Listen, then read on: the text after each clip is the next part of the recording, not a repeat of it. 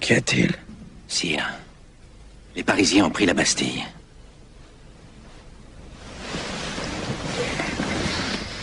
Pris la Bastille?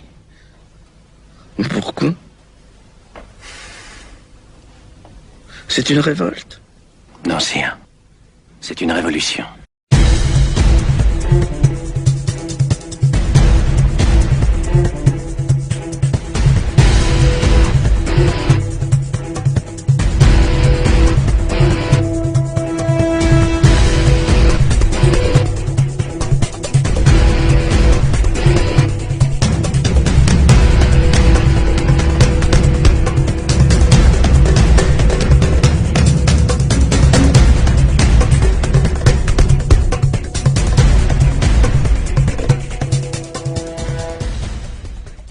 Je vous demande de vous lever, messieurs.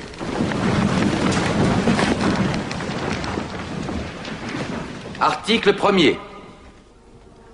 Les hommes naissent et demeurent libres et égaux en droit. Les distinctions sociales ne peuvent être fondées que sur l'utilité commune. Ces droits sont la liberté, la propriété, la sûreté et la résistance à l'oppression.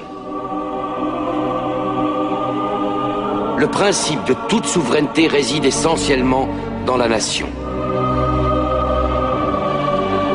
La loi n'a le droit de défendre que les activités nuisibles à la société.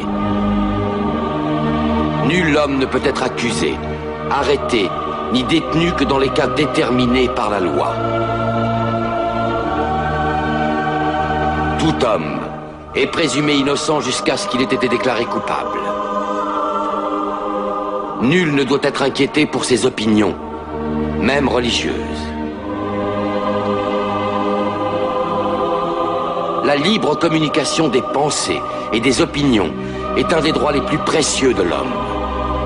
Tout citoyen peut donc parler, écrire, imprimer librement, sauf à répondre de l'abus de cette liberté dans les cas déterminés par la loi. La garantie des droits de l'homme et du citoyen nécessite une force publique. Cette force est donc constituée pour l'avantage de tous.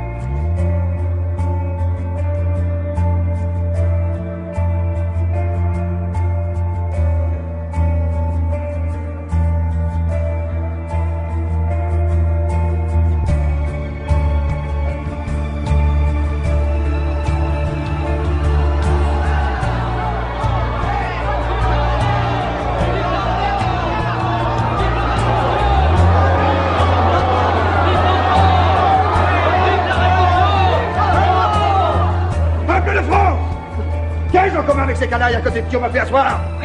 Qui a osé mettre ces voleurs à côté de moi? Nous, père de lance de la Révolution, au bord des criminels. Qu'est-ce que ça signifie? Chabot, Delaunay, Bazir, Fabre. Vous êtes accusés d'avoir constitué un parti chargé de corrompre les représentants du peuple pour faciliter la révolte aristocratique. Grâce à l'or soutiré à la Compagnie des Indes par vos spéculations financières frauduleuses. Desmoulins, Philippot, Danton, oui, Danton, ne sont pas plus irréprochables que ceux dont je viens de caractériser les crimes. Un acte d'accusation? Tu appelles ce tissu de calomnie un acte d'accusation? Oui, vas-y, France!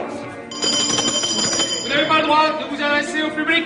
Pendant 5 ans, j'ai été ton chef et ton compagnon. Mon nom marque chaque page de ton histoire. Est-ce vrai? Oui ou non? Oui! Accusé d'être corrompu, d'être vendu. Vendu? Vendu? Oh, mais un homme comme moi est impayable. N'attendez pas d'un révolutionnaire une défense froide. Je vais parler toute la journée s'il le faut. Je vais crier et on entendra ma voix. Écoutez! Écoutez, lorsqu'on décide de perdre un homme, on le charge de tous les crimes. Cette méthode est vieille comme le monde, mais je vois qu'elle a été améliorée dans les temps modernes. On voudrait faire oublier la loi sous prétexte de la servir. Elle donne aussi l'illusion aux gens en place que la peur qui voisine toujours avec le pouvoir a disparu. Les justes ont de tout temps gêné la politique, et aujourd'hui plus que jamais. Pourquoi faut-il me tuer? Je suis le seul à pouvoir répondre. Il faut me tuer parce que je suis sincère. Il faut me tuer parce que je dis la vérité. Et il faut me tuer parce que je fais peur. Voilà les 3 raisons qui condamnent, qui entraînent l'assassinat d'un honnête homme. Bien! Le journaliste! Danton affole la galerie.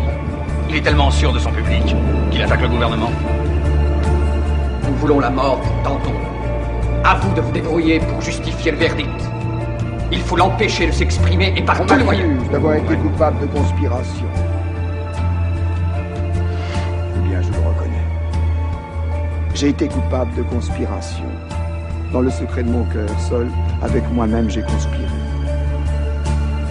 J'ai conspiré pour la paix, pour l'amnistie, Pour le respect des lois, pour la tranquillité publique, j'ai conspiré pour le bonheur et la justice. Ces erreurs? Oui, parce qu'il paraît que ce sont des erreurs, je les reconnais. Et même, je les revendique. Mais celle-là, seulement celle-là. Un autre de mes torts fut d'être populaire et d'être fort. Alors que seule l'obscurité et la mesquinerie peuvent assurer de longs jours tranquilles. Si vous voulez durer, ne soyez pas aimés. C'est une des lois nouvelles que nous avons inventées. Une de ces lois d'autant plus puissantes qu'elles sont écrites nulle part. Malheur aux hommes forts et aimés du peuple. Longue vie aux médiocres.